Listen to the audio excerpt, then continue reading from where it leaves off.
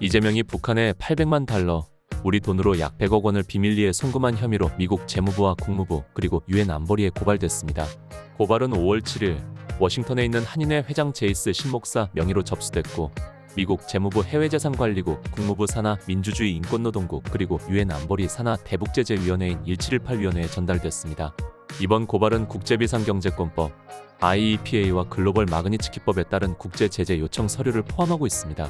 고구려 프레스가 입수한 자료에 따르면 이재명이 경기지사로 재직하던 시절 쌍방울그룹이 북한에 약 800만 달러를 송금한 정황이 핵심입니다. 이 자금은 현금, 현물 혹은 방북 추진 관련 비용 대납 형식으로 제공된 것으로 보이며 유엔 안보리 결의안 1718호 및 23975를 정면으로 위반한 행위입니다. 해당 송금은 단순한 불법 거래를 넘어 북한과의 정치적 거래 및 선거 전략 차원의 대가성 제공 가능성도 제기되고 있습니다. 고발인은 이를 단순한 부패 사건이 아니라 국제 제재 시스템에 대한 근본적 도전이자 외교 질서 파괴 행위라고 규정했습니다. 이번 고발에 적용된 법적 근거는 두 가지입니다.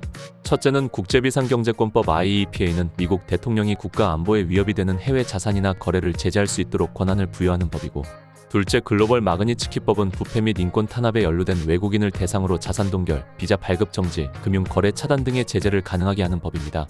이 법은 개인 단위의 제재를 가능하게 하기 때문에 정치인, 공직자, 기업인 등도 대상이 될 수 있습니다. 그래서 실질적 제재가 발동될 가능성이 있다는 분석이 나옵니다. 신 목사는 이건 정치가 아니라 안보 범죄다라고 말했습니다. 이 사건은 단순한 야당 리더의 부패 문제가 아니라 대한민국의 자유민주주의와 국제 질서를 동시에 위협한 중대한 안보 범죄라며 미국과 유엔이 움직이지 않으면 국제 법치주의는 더는 존재하지 않게 된다고 밝혔습니다. 신 목사는 이번 제보 자료를 국제 NGO, 싱크탱크 그리고 미국 상하원 코리아 코커스 의원들에게도 전달할 예정이며 추가 증거와 영상 콘텐츠, 인터뷰 자료도 준비 중이라고 밝혔습니다.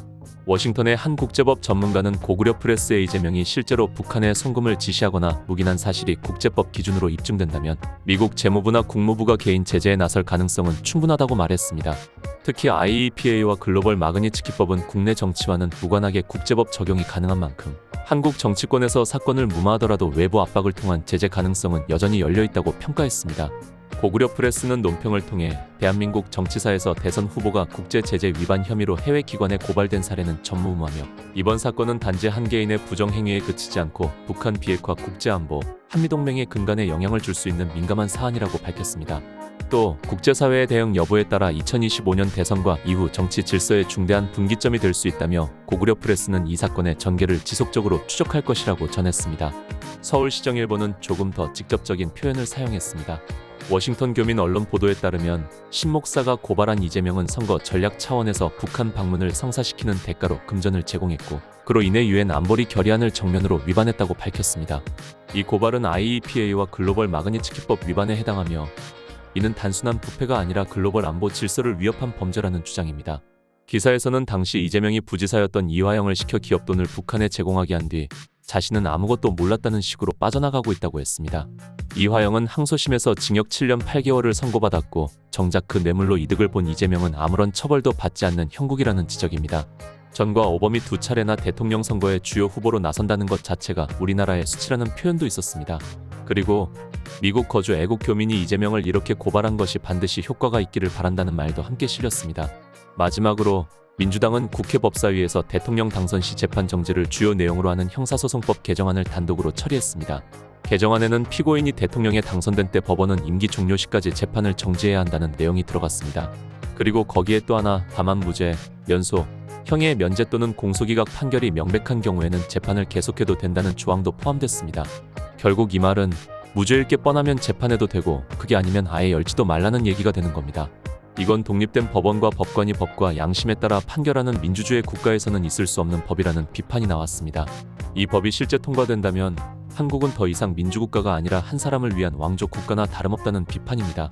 개정안엔 또 대통령 후보로 등록하면 개표 종료 시까지 재판을 정지한다는 조항도 추가됐는데요. 앞으로는 어떤 범죄자든 돈만 있으면 후보 등록을 통해 재판을 피할 수 있게 되는 셈입니다. 기사에서는 민주당 의원들도 이런 법이 말이 안 된다는 걸 알면서도 이재명 당선을 기정사실로 보고 아부와 아첨 경쟁을 시작한 것 아니냐고 지적했습니다. 이재명은 나는 누구를 괴롭히는 걸로 행복하지 않다며 정치 보복은 하지 않겠다고 여러 차례 말해왔습니다. 하지만 민주당은 조희대 대법원장에 대해 특검을 추진하려다 일단 보류했습니다. 이건 이재명에게 불리한 판결이 나오면 그 판사도 특검 수사를 받을 수 있다는 신호를 줬다는 해석도 나옵니다.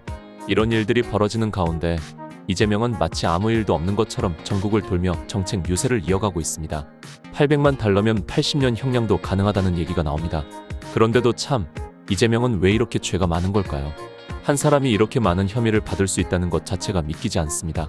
그런 사람이 대통령을 하겠다고 나서고 또 그런 사람을 지지하는 이들이 있다는 현실이 우리가 정말 같은 시공간을 살고 있는 게 맞나 싶습니다. 참으로 가관입니다. 21세기 자유민주주의 국가에서 법제 시스템이 야당 하나에 의해 이렇게 일사불란하게 이렇게 형편없이 조롱당할 수 있다니 말입니다. 다음 시간에 뵙겠습니다.